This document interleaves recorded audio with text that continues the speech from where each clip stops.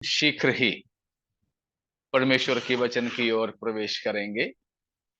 एक और बार मैं परम धन्य परमेश्वर का धन्यवाद करता हूं और आप सभी परमेश्वर के दासों को और परमेश्वर के प्रियजनों को भी मसीही वंदना, जय मसीह की।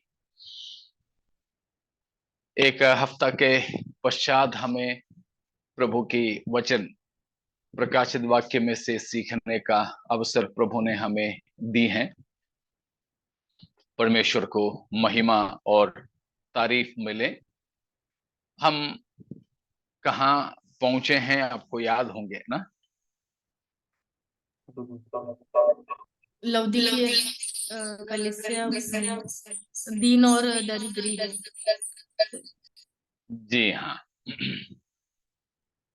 तो हम लौदीकी कलीसिया के बारे में देख रहे थे और लौदीकी कलीसिया की असली हालात के बारे में हम सीख रहे थे।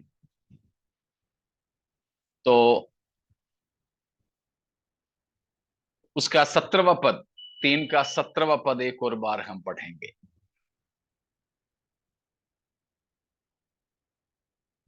तू कहता है कि मैं धनी हूँ और धनवान हो गया हूँ और मुझे किसी वस्तु की घटी नहीं, और यह नहीं जानता कि तू अभागा और तुच्छ और कंगाल और अंधा और नंगा है। यहां हमने ये दोनों बातों को देखा कि कलीसिया अपने बारे में क्या सोचती है, लेकिन उनकी असली हालात के बारे में प्रभु यीशु मसीह क्या बताते हैं। तो उनकी असली अवस्था के बारे में हम ये देख रहे थे कि कलीसिया तुच्छ है और अभागा है। और तीसरी बात वहां पर लिखा है, वो कंगाल है, पुअर। और चौथी बात लिखा है, नंगा है।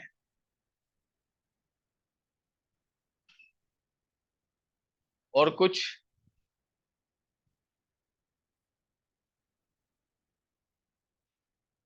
अंधा भी लिखा है। अंधा है। और कुछ परमेश्वर की उपस्थिति के बिना एक कलीसिया है।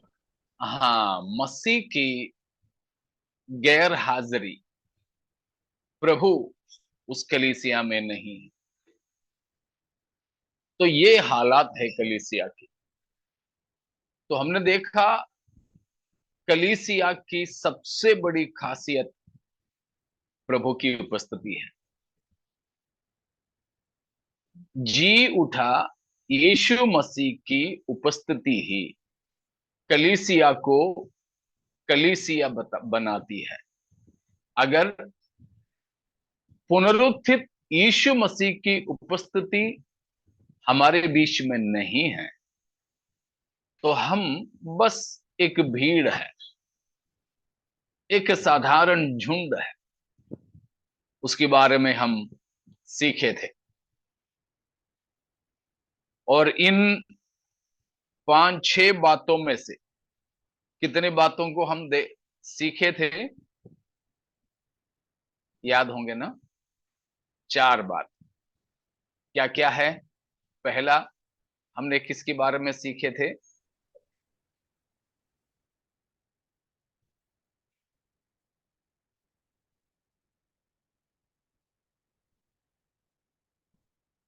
मराठी मेरे में ख्याल कष्टी, अभागा, अभागा, तुच्छ है तुच्छ और कंगाल। कंगाल। और सबसे पहले शायद हमने मसीह रहित कलीसिया के बारे में भी सीखे। एक क्रीड़ा मंडल के तौर पर कलीसिया गिर जाती है, उसके बारे में भी हम सीख रहे। ऐसे 4 बातों को हमने देखा। तो कलीसिया की असली स्थिति में पांचवी बात यह है कि कलीसिया अंधी, लउदिकी कलीसिया की हालात थी वो एक अंधापन में थी, अंधी, इट वॉज ब्लाइंड।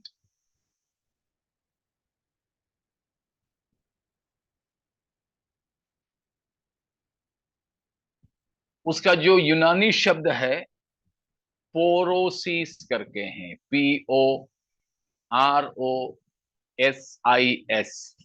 पोरोसिस, ब्लाइंड, अंधा। वे पोरोसिस या अंधा होने का मतलब यह है कि हमारे दृष्टि के ऊपर कोई एक कोई मजबूत एक क्या बोलते हैं, पर्दा पड़ जाता है। हमारे बीच में भी ऐसे होते हैं ना कि लोगों को कैटरैक्ट का ऑपरेशन कराते हैं, बोलते हैं कि वो बढ़ता जाता है, एक प्रकार का एक पर्दा है, हो जाता है आंख में। वो हमारे आंख में दृष्टि देने वाला जो लेंस है उसको पूरा ही कवर कर लेते हैं। सही समय पर अगर उसका ऑपरेशन करते हैं तो ठीक हो जाते हैं, नहीं तो बोलते हैं कि वो और ज्यादा इतना पक जाते हैं कि वो जो पर्दा हटा नहीं सकते, ऑपरेशन से भी कोई मतलब नहीं रहता। तो अंधापन का मतलब है कि आंख में, दृष्टि में एक मोटा पर्दा छाया जाता है जिससे दृष्टि या देखने की क्षमता खत्म हो जाती है, देखने की क्षमता नहीं रहते हैं। फिर ऐसी स्थिति यहां पर हुआ है। तो हमको क्या चाहिए, हमारे दृष्टि हमेशा खुला रहे, हमारे अंदरूनी दृष्टि खुला रहे। यहां पर बाहरी आंखों के बारे में बता रहे हैं नहीं, बाहर की आंखों के बारे में नहीं बता रहे हैं, अंदर की आंखों के बारे में। दो वचन को देखिएगा, दूसरा कुरिन्थियों 4:4, दूसरा कुरिन्थियों 4:4।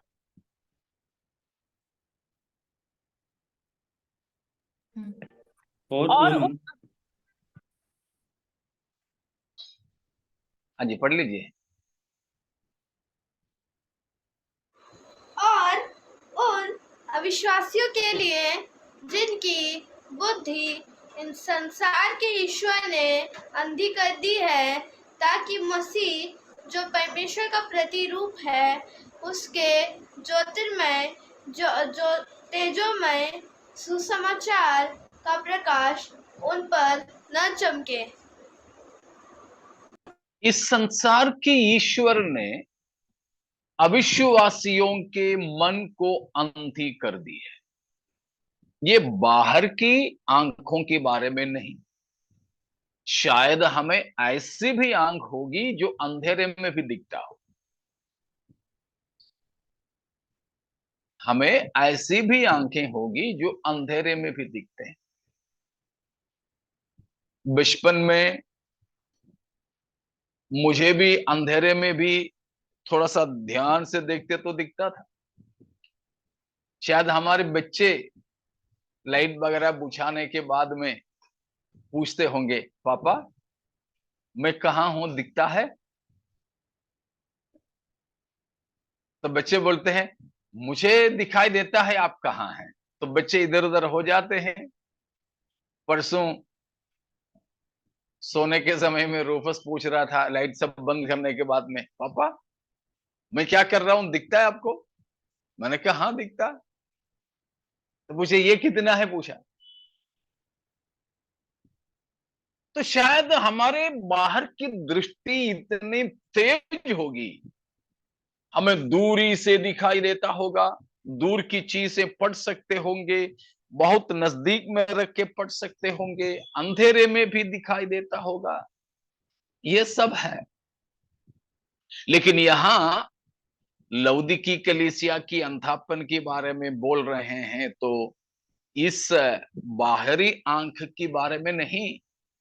वहां लिखा है मन को अंधी कर दी है, मन को अंधी कर दी है। अब और एक वचन इफिसियों 4:17, इफिसियों 4:17। इसीलिए मैं यह कहता हूँ और प्रभु में आग्रह करता हूँ कि जैसे अन्य जातीय लोग अपने मन की अनर्थ रीति पर चलते हैं, तुम अब से फिर ऐसे न चलो, क्योंकि हाँ, आगे क्योंकि उनकी बुद्धि अंधेरी हो गई है और वो उनकी सत्यानाश बस उनकी बुद्धि अंधेरी हो गई है। देखा, बुद्धि उनका अंधे हो गई,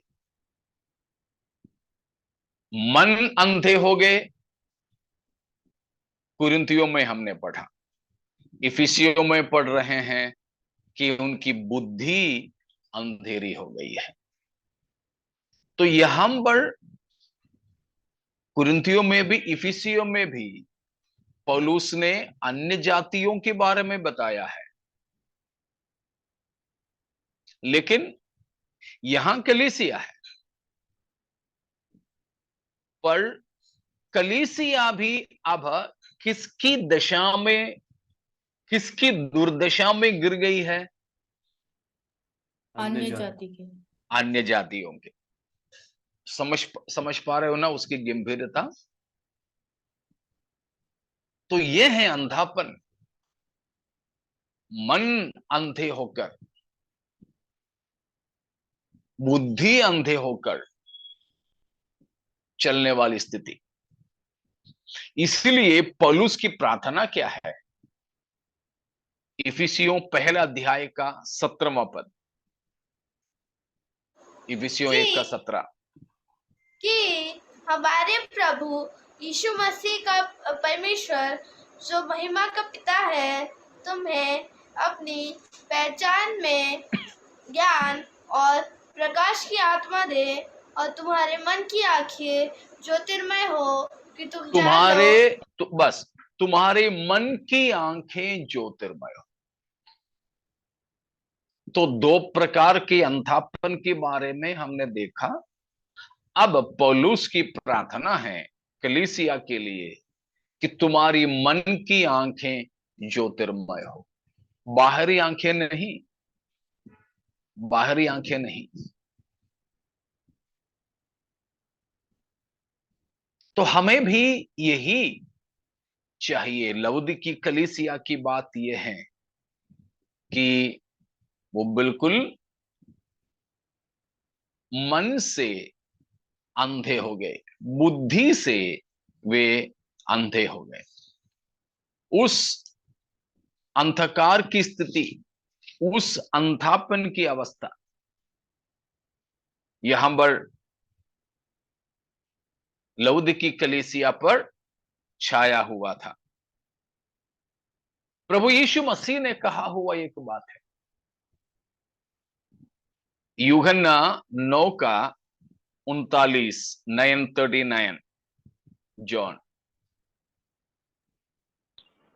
तब यीशु ने कहा, मैं इस जगत में न्याय के लिए आया हूँ, ताकि जो नहीं देखते वे देखें और जो देखते हैं वे अंधे हो जाएं। इधर भी आत्मिक तौर पर की बातें हैं। यीशु मसीह जगत में आया इसीलिए कि जो नहीं देखते वे देखने लगे। किसको दिखाई नहीं देता था? वे कौन है? मैं और आप।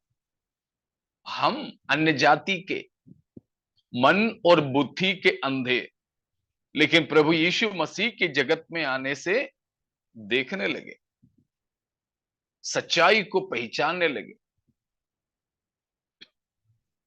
ठीक है ना? तो हमारे सत्य से अनजान रहना, सच्चे परमेश्वर को न जानना, परमेश्वर की सच्चाइयों को नहीं पहचानना, ये सब अंधापन था। लेकिन उन सारे अंधापन से परमेश्वर ने हमको बचाया है। कलीसिया में हम आए हैं तो हमारे मन की आंखें ज्योतिर्मय हुए हैं। दोबारा फिर से हमें अंधे नहीं बनना है। ठीक है, इस अंधापन के बारे में समझ में इतना आ गए। लौदीकी कलीसिया की अंधापन, मन की और बुद्धि की अंधापन, वे एक समय संसार के ईश्वर के द्वारा अंधे किए गए थे। प्रभु ने उन्हें छुड़ाया था, उनका मन को ज्योतिर्मय बनाया था, सच्चाई की पहचान उन्हें दिलाया था, लेकिन फिर से वे अंधे हो गए। ठीक है, फिर से वे अंधे हो गए।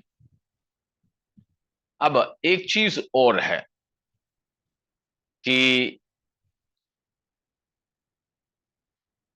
लवुदिकी कलीसिया अंधी हुई, अंधापन उनकी, उसका एक दूसरा मतलब है। पहला मतलब हमने देखा अंदरूनी चीज, वे अन्य जाति के स्तर में गिर गए।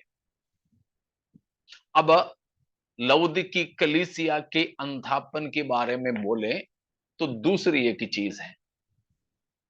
क्या है यहां के अंधापन का मतलब? यह है कि अपने आध्यात्मिक निज अवस्था को नहीं पहचान पा रहे हैं। Unaware of on spiritual condition, अपने आत्मिक निज अवस्था को पहचान नहीं पा रहे हैं।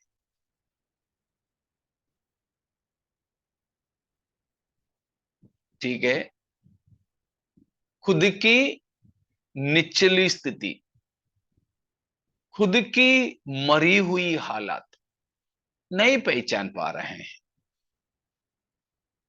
क्योंकि वे आध्यात्मिक तौर पर अंधे हुए।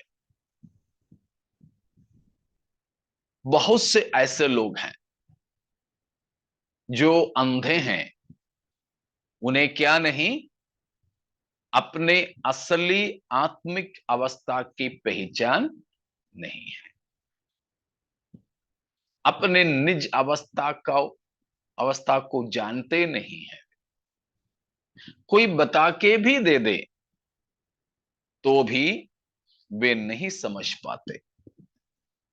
बहुत से लोग कलीसिया में ऐसे ही है, अपने खुद की असली आत्मिक अवस्था वे नहीं जानते हैं, नहीं जानते हैं। वे खुद के बारे में क्या सोचते हैं? मैं अच्छा कपड़ा पहना हूं,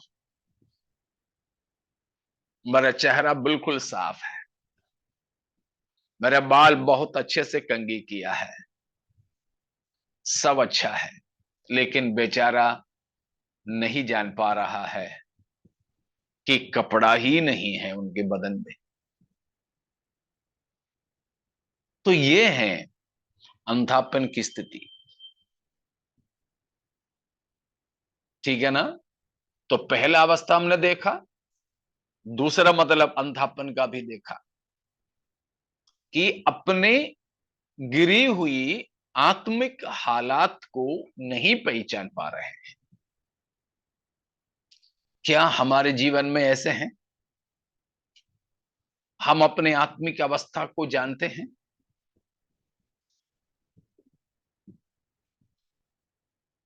या लवुदिकी कलीसिया के समान हम भी घमंड कर रहे हो, मुझे किसी चीज की कमी नहीं है, सब कुछ है, मैं धनवान हूं। कॉलर पकड़ने वाले टाइट टाइट करने वाले। इसीलिए दाऊद पूछता है, 19वां भजन संहिता की 12वां पद है मेरे ख्याल से, देखिए भजन 19 का 12। अपनी भूल चूक को कौन समझ सकता है, तो मुझे अपने दिन हाँ गिनने समझ दे।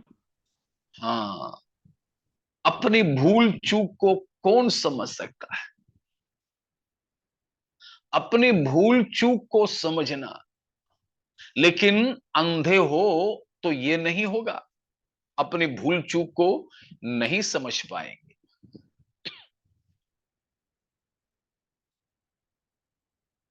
अपनी भूल चूक को नहीं समझ पाएंगे। मैंने इस रविवार को भी हमारे कलीसिया में बताया, कई सारे लोग ये सोचते हैं,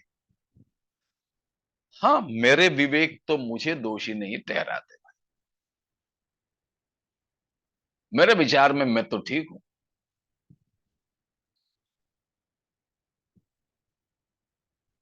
मेरे विचार में ठीक हूं, ऐसे कुछ गलती किया है एहसास होता है नहीं तो क्यों, किस लिए। मानसिकता, उनकी विवेक अंधी हो गई है। मैंने इसलिए चर्च में बोला था कि हमें चाहिए कि अपने विवेक को परमेश्वर की वचन के अनुसार प्रशिक्षित करें, अपने विवेक को वचन के अनुसार हम शिक्षा दें। अभी आपको मालूम है रोड में, अपने सड़कों में कैमरा लगे हैं। कोई कोई कैमरा केवल स्पीड लिमिट को देखने के लिए ही है, कोई कोई कैमरा सिग्नल तोड़ते हैं कि नहीं देखने के लिए।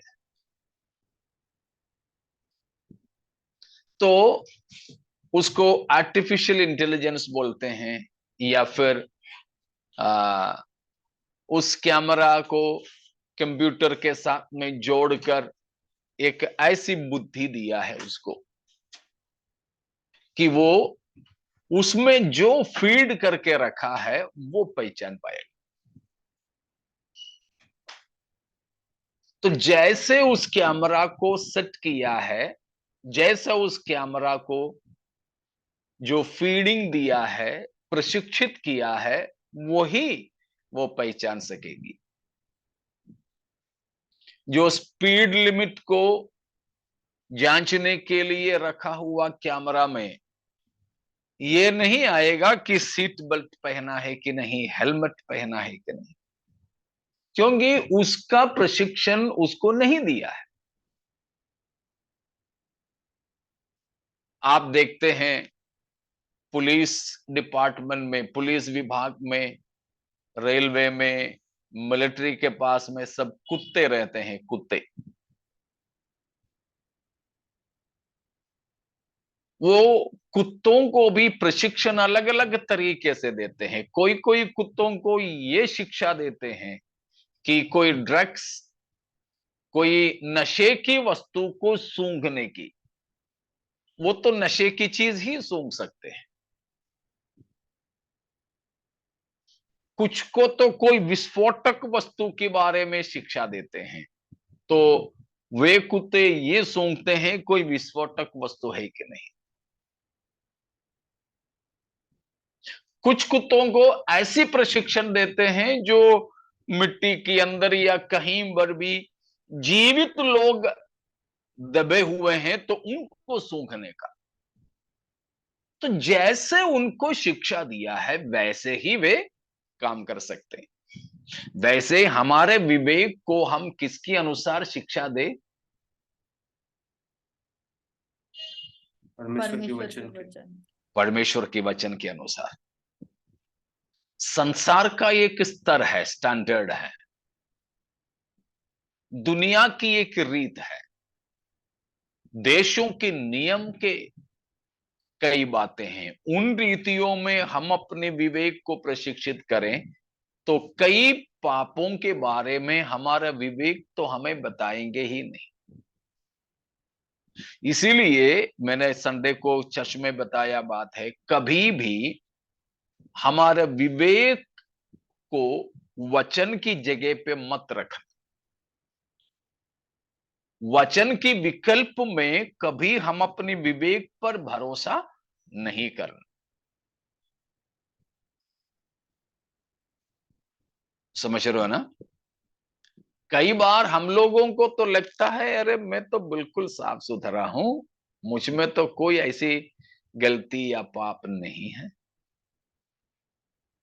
लेकिन देखिए पौलुस उस विषय में क्या बताता है, वही हमें भी चाहिए, वो विचार हमें भी रखना होगा। पहला कुरिन्थियों 4 का 4 क्योंकि मेरा मन मुझे किसी बात में दोषी नहीं ठहराता, परंतु इससे मैं निर्दोष नहीं ठहरता, क्योंकि मेरा परखने वाला प्रभु है।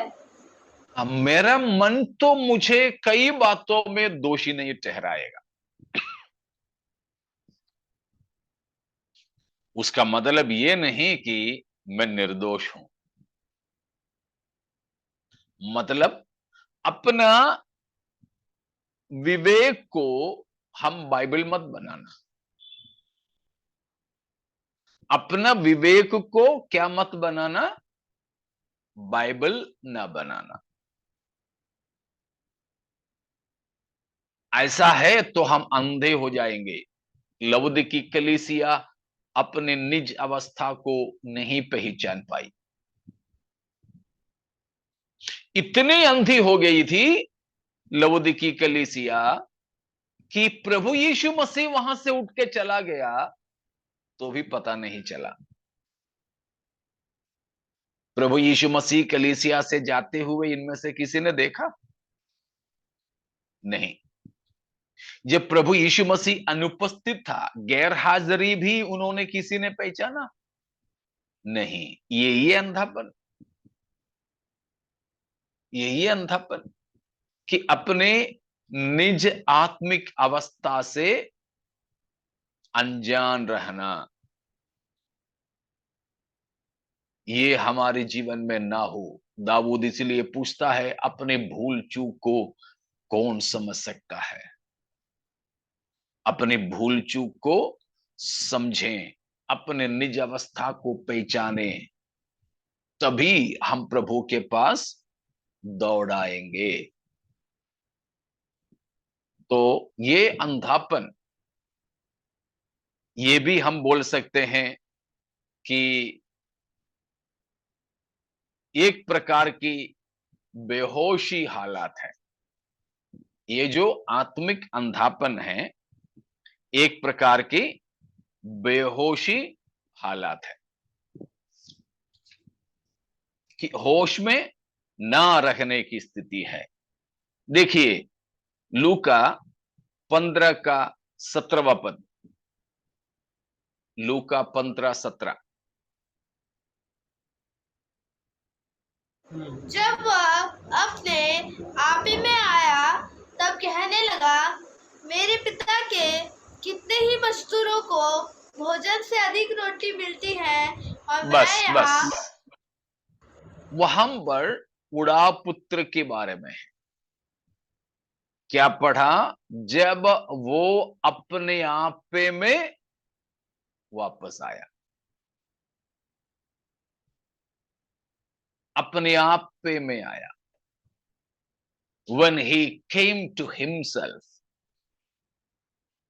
अब तक जब पापा से संपत्ति लेकर अपने दोस्तों यारों के साथ अनैतिक और अपवित्र जीवन बिता रहा था ये लड़का, तब उसको होश नहीं था कि मैं पापा की घर से दूर हूं, ये कुछ भी उसको नहीं लगा।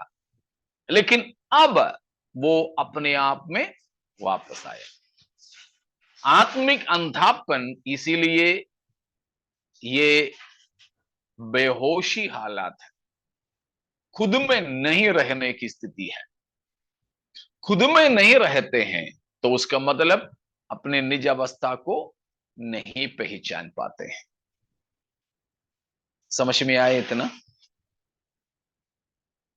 लौदीकी कलीसिया के अंधापन का दो मतलब हमने देखा। दोनों समझ में आ गया ना? कोई शक है इतने में? नहीं। तो तीसरी मतलब, लौदीकी कलीसिया की अंधापन, उस अंधापन का तीसरा मतलब है ब्लाइंड टुवर्ड्स डिवाइन ट्रूथ्स, ईश्वरीय सच्चाइयों की ओर अंधापन। ईश्वरीय सच्चाइयों के बारे में अंधे बने रहना।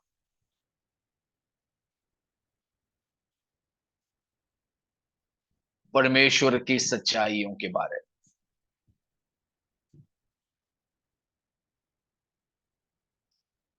उसी के साथ एक चौथी बात भी, blind towards God's righteous demands. Blind towards God's righteous demands, परमेश्वर के धर्ममय मांगों के विरोध में अंधे बने रहना। मतलब परमेश्वर की इच्छा क्या है नहीं मालूम होना, वो है चौथी बात। तो तीसरा चौथा मैं एक साथ में जोड़कर बता रहा हूं। ईश्वरीय सच्चाइयों की ओर वे अंधे हैं और ईश्वरीय इच्छा के सामने भी वे अंधे हैं। वे नहीं जानते हैं परमेश्वर की इच्छा क्या है, परमेश्वर की योजना क्या है, परमेश्वर की मांग क्या है, प्रभु हमसे क्या चाहते हैं, ये नहीं मालूम है। उस अंधापन में बने रहते हैं।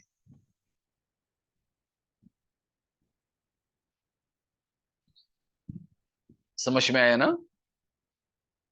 एक पांचवी बात और उसमें मैं जोड़ूं, परमेश्वर की इच्छा से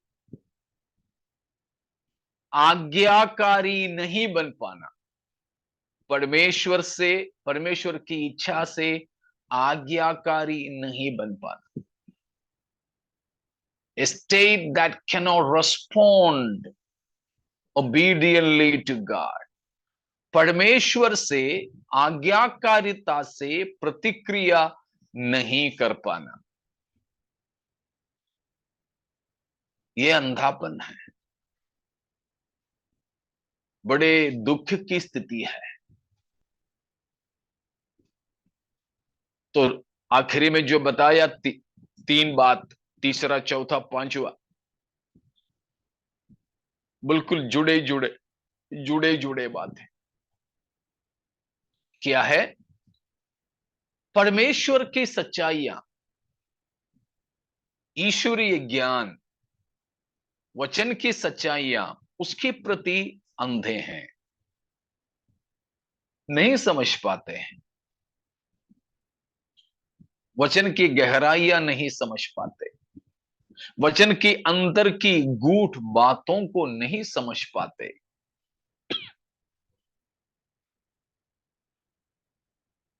बस तब भी चर्च में जाते होंगे, गाना गाते होंगे, प्रचार करते होंगे, दान दशवांश देते होंगे, सब है, मगर कई सारे विश्वासी जो कलीसिया में हैं, ये आत्मिक अंधापन में हैं कि वे प्रभु की सच्चाइयों को नहीं जानते हैं। और चौथी बात हमने देखा, परमेश्वर की इच्छा को नहीं पहचान पाते हैं लोग। जी तो रहे हैं, लेकिन परमेश्वर की इच्छा को नहीं पहचान पाते हैं।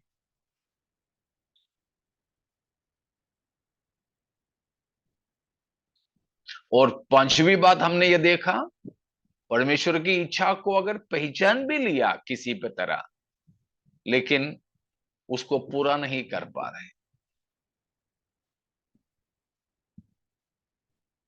Not in a position to obey God, परमेश्वर के आज्ञाकारी नहीं बन पाते हैं, ऐसी स्थिति।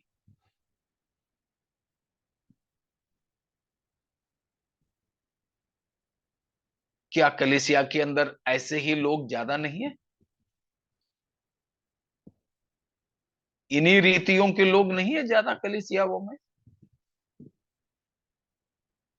ठीक है, कलीसिया में ज्यादा लोगों की तो बात छोड़ो, हमारे हालात को देखो, हमारी अवस्था क्या है। तो हमें चाहिए कि परमेश्वर की इच्छा को पहचान कर, परमेश्वर को पहचान कर अपने जीवन समर्पित करें। हम अंधे नहीं बने रहे, हम अंधे बने ना रहे।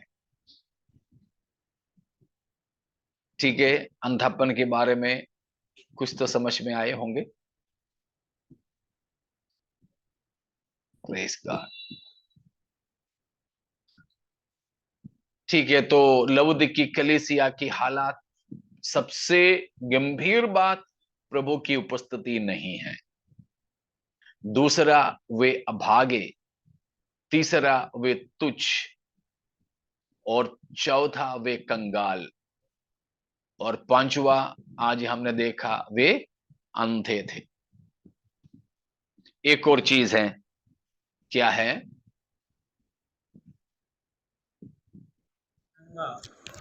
नंगापन। नंगापन, वे नंगे थे। वो भी जल्दी बोल करके मैं समाप्त करूं। नंगापन। स्तोत्र।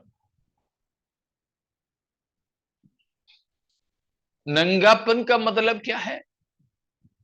Exposed to the sight of all. Exposed, सबकी नजर में उजागर, सबके दृष्टि के सामने खुला होना।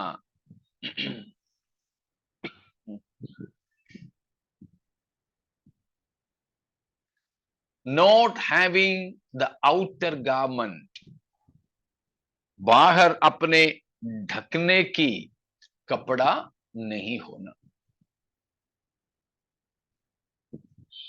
तो उसका मतलब क्या है? कलीसिया नंगी हैं बोलने से उसका पहला मतलब है, या हम नंगे हैं बोलने से पहला मतलब है, हमारे जीवन की गुप्त और शर्मनाक स्थिति लोगों के सामने उजागर होना।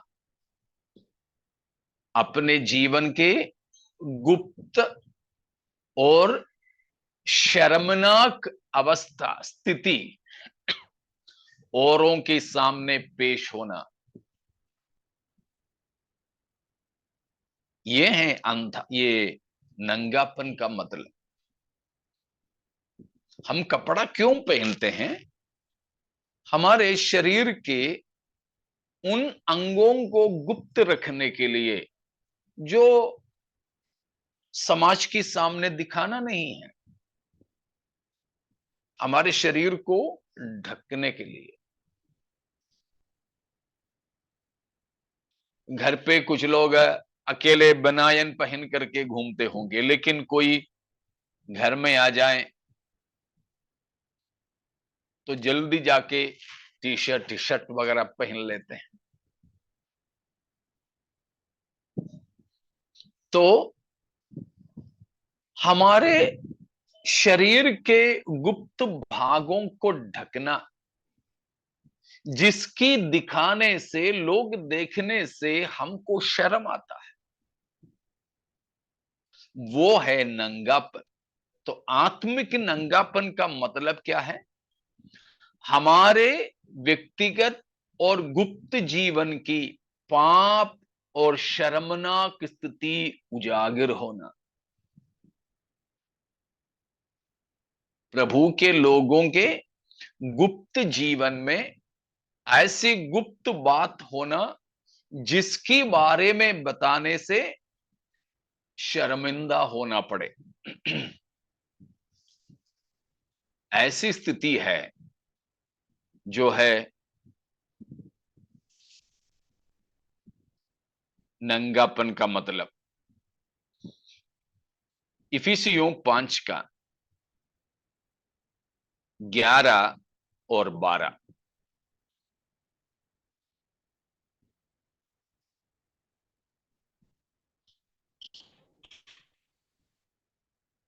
अंधकार के निष्फल काम में सहभागी न हो, पर उन पर उल्हाना करो, क्योंकि उनके गुप्त कामों की चर्चा भी लज्जा की बात है। उनकी गुप्त बातों की या गुप्त कामों की चर्चा भी लज्जा की बात है। हमारे जीवन में, हमारे गुप्त जीवन में, खास तौर पर खुले में उतना ज्यादा लोग नहीं करते हैं। हमारे गुप्त जीवन में ऐसी बात हो जिसकी खुलासा किए जाने से हमें शर्मिंदा होना पड़े। ऐसा कुछ है अपने जीवन में, तो वो अंधकार का काम है। अंधकार का काम वो है जिसकी चर्चा तक करने से शर्म की बात है। तो कलीसिया नंगी हो तो मतलब है कि कलीसिया के अंदर की बात खुले में आया जिससे उनको शर्मिंदा होना पड़े। हमारे गुप्त बातें जो आदर की है, सम्मान की है, प्रभु की स्तुति की है, वो नंगापन की बात नहीं है। लेकिन नंगापन वो है हमारे शर्मनाक अवस्था गुप्त जीवन में होना और वो खुलेआम प्रकट होना, वो कभी ना हो। कलीसिया की अंदर की उन बातों का खुलासा जो होना नहीं चाहिए होता है। यह है नंगापन। तो ये हमारे जीवन में नहीं हो। हमारे जीवन आत्मिक नंगापन की जिंदगी ना हो, परंतु हमारे जीवन की गुप्त बातों के बारे में बता दे, लोगों को पता चले, तो हमें शर्मिंदा होना ना पड़े, परंतु हमें आदर मिल सके। परमेश्वर भी हमारी गुप्त बातों को प्रकट करेंगे, तब भी हमें शर्मिंदा ना होना पड़े, परंतु परमेश्वर से भी हमें थपथपाई मिलने पाए, उस अवस्था में हम पहुंच सके। तो ये हैं लवोदिकी कलीसिया की 6 हालात जो हमने देखा है। इन बातों में अगर कोई संदेह है किसी को, तो आप जरूर आप पूछिएगा। और प्रभु की आगमन में देरी है तो बाकी हम अगले हफ्ता सीखेंगे। तब तक के लिए प्रार्थना के साथ हम विदा लेने चाहेंगे। परमेश्वर इन वचनों के द्वारा हमें आशीषित करें।